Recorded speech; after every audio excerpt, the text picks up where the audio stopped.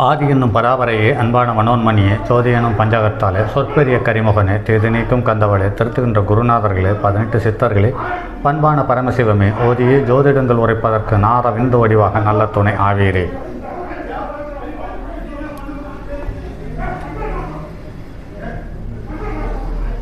திருவண்ணாமலைக்கு அருகில் உள்ள பீமன் வழிபட்ட ஒரு 15 அடி உயரமுள்ள லிங்கம் சார்ந்த ஒரு அருமையான பதிவு இது. இது ஆன்மீகத்தில் சூரியன் பாதிக்கப்பட்டு எந்த நிலையில் இருந்தாலும் அல்லது நீச்சம் பெற்று நீச்சத்துக்கு வீடு கொடுத்தவனும் நீச்சம் பெற்று இருக்கும் பட்சத்தில் அல்லது சூரியன் பாபக்கிரகங்களுடைய சம்பந்தப்பட்டிருக்கும் பொழுதும் சூரியன் 6, 8, 12 தொடர்பு ஏற்பட்டிருக்கும் பொழுதும் இந்த பீமன் வழிபட்ட இந்த 15 அடி உயரமுள்ள ஸ்ரீ பீமலிங்கேஸ்வரரை வழிபட தோஷங்கள் நிவர்த்தியாகி அல்லது தோஷத்திலிருந்து குறைந்து சுபிட்சம் பெறுவதற்கான வாய்ப்பு இருக்கிறது என்று பல முன்னோர்கள் சொல்லியுள்ளார்கள். அது மட்டுமல்லாமல் சில நூல்களிலுமிருந்து இந்த தகவலை எடுத்துள்ளோம்.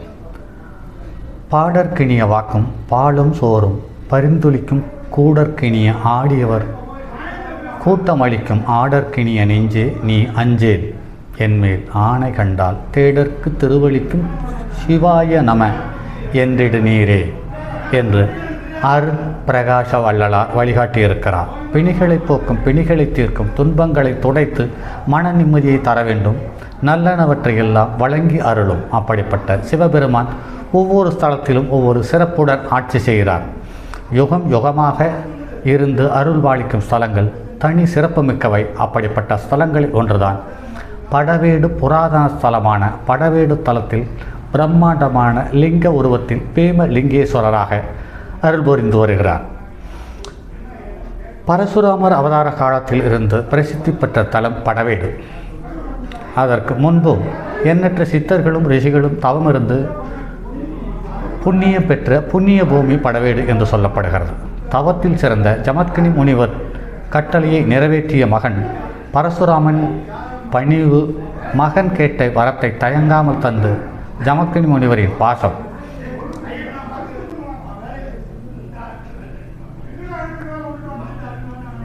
ஜமத்கினி முனிவரின் சாஸ்திரம் மற்றும் நீதி நெறிகளில் விதிகளை சலனமில்லாமல் ஏற்றுக்கொண்ட பதிவிரதா தேவி ரேணுகாம்பாள் ஆகியோர் நமக்கு உன்னத உபதேசங்களை உபதேசிக்கும் புண்ணிய ஆத்மாக்கள் ஆவார்கள். சென்ற உயரை மீட்டு தந்த ஸ்தலம் உயிருக்கு உயராக உள்ள ஸ்தலமான படவேடு ஸ்தலத்தில் பீமலிங்கேஸ்வரரை பக்தர்களுக்கு பல பேருக்கு கிடைத்து அதற்கான யோகத்தை அனுபவித்து வருகிறார்கள். படவேடு ஸ்தலத்தில் நுழைவு பகுதியில் மதுரா நாகலிங்க மலையில் பீமலிங்கேஸ்வரர் ஸ்ரீ நாகாத்தம்மன் ஆலயம் உள்ளது. பஞ்சபாண்டவர்கள் குறிப்பாக பீமன் வழிபட்ட லிங்கமே இந்த ஸ்ரீ பீமலிங்கேஸ்வரராக திருக்காட்சி தருகிறார். ஒரு பாறையை 15 அடி உயரம் நீளமாக உருமாறி நமக்கு அருள் புரிந்து வருகிறது. பல யுகங்களை தாண்டியும் பீமலிங்கேஸ்வரர் விக்கிரகம் கம்பீரமாக காட்சி தருகிறது. பீமலிங்கேஸ்வரரை வணங்கும் பக்தர்களுக்கு எண்ணற்ற வினைகள் விலகி வருகின்றன. சித்ரா பௌர்ணமி நாளில் ஆயிரக்கணக்கான ஆண்களும் பெண்களும் பால்குடம் எடுத்து வந்து வழிபடுகிறார்கள். ஒவ்வொரு பௌர்ணமி நாளிலும் நூற்றுக்கணக்கான பக்தர்கள் வந்து வழிபடுகிறார்கள் என்பதை எண்ணற்ற தகவல்கள் மூலம் தெரிய வருகிறது. அதே சமயத்தில் இங்குள்ள மலை சார்ந்த பகுதி என்பதால் ஒரு ரம்மியமான சூழ்நிலையும் அல்லது தெய்வத்தை வணங்கக்கூடிய தன்மை தகுந்த மனோநிலையோடும் இதை தரிசனம் செய்ய உகந்ததாக காணப்படுகிறது. மலைப்பகுதியில் உள்ள வற்றாத சுனை உள்ளது. இதிலிருந்து அபிஷேகத்திற்கு தீர்த்தம் எடுத்து வரப்படுகிறது. ஸ்ரீ பீமலிங்கேஸ்வரர் அருகிலுள்ள ஸ்ரீ நாகாத்தம்மன் ஆலயம் பக்தர்கள் சாபங்களையும் வினைகளையும் தோஷங்களையும் அகற்றும் அற்புத சன்னதி என்று அடையாளம் காணப்படுகிறது. இந்த பகுதியில் 6 அடி நீளமுள்ள நாகப்பாம்பு நாகாத்தம்மன் சிலை அருகே அவ்வப்போது வந்து காட்சி தந்து வருகிறது.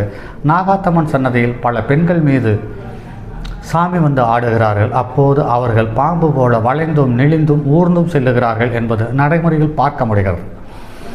வனவாசம் முடிந்து யுத்தத்திற்கு புறப்படும் பொழுது பஞ்சபாண்டவர்கள் வெளிப்பட்டு சென்ற ஸ்ரீ பீமலிங்கேஸ்வரர் இந்த லிங்கத்திற்குத்தான் முதன்முறையில் அபிஷேகம் செய்து வழிபட்டார்.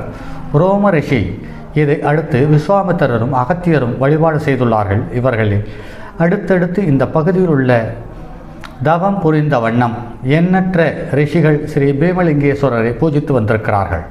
பீமலிங்கேஸ்வரர் சன்னதியில் பல தீராத நோய்கள், குறிப்பாக மனவியாதிக்கு நிவாரணம் கிடைத்து வருகிறது. சித்தர்கள் சூட்சமமாக இருந்து அருள் புரிந்து வருகிறார்கள் என்று ஜீவநாடி ஜோதிடத்தில் குறிப்பிடப்பட்டுள்ளது. ஸ்ரீ பீமலிங்கேஸ்வரர் சன்னதி அருகில் பூமிக்கு அடியில் பாதாள குகை ஒன்று உள்ளது. ஒருவர்தான் உள்ளே செல்லும் அளவுக்கு வழி இருக்கிறது. ஆனால் குகைக்குள் 20 பேர் வரையில் உட்கார்ந்து தவ செய்யும் அளவுக்கு உள் இருக்கக்கூடிய இடம் பரவலாக பறந்து விரிந்து கிடக்கிறது என்று சொல்லப்படுகிறது.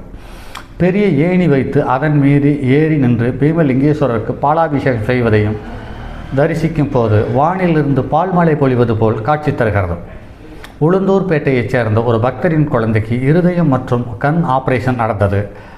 குடும்பத்தைச் சேர்ந்த ஒரு பெண் மீது சாமி வந்து இறங்கிய போது அந்த நாகாத்தம்மனை வழிபடும்படியும் குறிப்புகள் வந்தன. இதையடுத்து படவேட்டில் உள்ள இந்த இடத்திற்கு வந்து அந்த குடும்பத்தினர் வழிபட்டனர். அப்போதும் அந்த குடும்பத்தைச் சேர்ந்த ஒரு பெண் மீது சாமி வந்து இறங்கி குழந்தைக்கு பாதிப்புக்கான காரணம் சர்ப்பதோஷம், அது இங்கு வழிபட்ட பிறகு நீங்கிவிடும் என்று சொல்லியிருக்கிறார்கள். அதன்படி வழிபட்டு அந்த தோஷம் நிவர்த்தியாகி அந்த குழந்தை பூரண நலத்தை பெற்றதாக சொல்லப்படுகிறது. ஸ்ரீ பீமலிங்கேஸ்வரர் சன்னதியில் ஒவ்வொரு குறிப்பிட்ட நாளில் வழிபாடு செய்வோருக்கு குறிப்பிட்ட பலன்கள் கிடைக்கும். திங்கட்கிழமை வழிபடுவோருக்கு மன குழப்பம், மன ரீதியான பாதிப்பு, மென்டலி டார்ச்சர் போன்ற பாதிப்புகளில் இருந்து விடுபட முடியும். அரசு தொடர்பான விஷயங்களில் பலன்கள் கிடைக்கவும், அரசியலில் நிலையான பதவிகள் கிடைக்கவும் ஞாயிற்றுக்கிழமையில் இங்கு வந்து வழிபடுவோருக்கு அத்தகைய வாய்ப்புகள் தாராளமாக கிடைக்கிறது என்று சொல்லப்படுகிறது. இப்படிப்பட்ட ஒவ்வொரு நாளுக்கும் ஒவ்வொரு விதமான பலன்களை பக்தர்கள் இங்கு பெற்றிடலாம். ஆனால் திருவண்ணாமலையை சேர்ந்த ஒரு சித்தர் பீமலிங்கேஸ்வரர் பற்றி குறிப்பிடும் போது யுகம் யுகமாக சித்தர்கள் இங்கு தவம் செய்து வருகிறார்கள். எனவே காதல் தொடர்பான கோரிக்கையுடன் பக்தர்கள் இங்கு வரக்கூடாது. அப்படி வருவோருக்கு எண்ணற்ற சங்கடங்கள் வந்து சேரும் என்று எச்சரிக்கையுடன் கூறியுள்ளார். இந்த ஸ்ரீ பீமலிங்கேஸ்வரர் வழிபாடு பூஜைகளை ஆலய சேவைக்குழுவினரும் சிவனடியார்களும் சிறப்பாக செய்து வருகிறார்கள். பௌர்ணமி பூஜைக்கு வருபவர்கள் பூஜைக்கு தேவையான நெய், நல்லெண்ணெய் மற்றும் மலர்கள் மற்றும் விபூதி மற்றும் நெய் சம்பந்தப்பட்ட மஞ்சள், சந்தனம் போன்றவரை கொண்டு வந்து தாராளமாக கொடுக்கிறார்கள் என்று சொல்லப்படுகிறது. பக்தர்கள் மலையேறும் பொழுது மௌனத்துடன் ஏறி வருவது சிறப்பு. மலையில் புகைப்பிடித்தல், மது அருந்துதல் தடை செய்யப்பட்டுள்ளது. பக்தர்கள் பிளாஸ்டிக் பொருள்களை மலையில் எங்கும் பயன்படுத்தக்கூடாது என்று அங்கங்கே பதாகைகள் வைத்திருக்கிறார்கள். பக்தர்கள் தங்கள் பொருளை, குழந்தைகளை தங்கள் கட்டுப்பாட்டில் வைத்து கொள்ள வேண்டும். தீபம் ஏற்றும் இடத்தில் மட்டும் பக்தர்கள் தீபம் ஏற்ற வேண்டும். மலையில் அரிய வகை மூலிகைகள் இருப்பதால் ஒவ்வொரு செடியும் உடைக்கவோ புடுங்கவோ கூடாது என்று சொல்லியிருக்கிறார்கள். பக்தர்கள்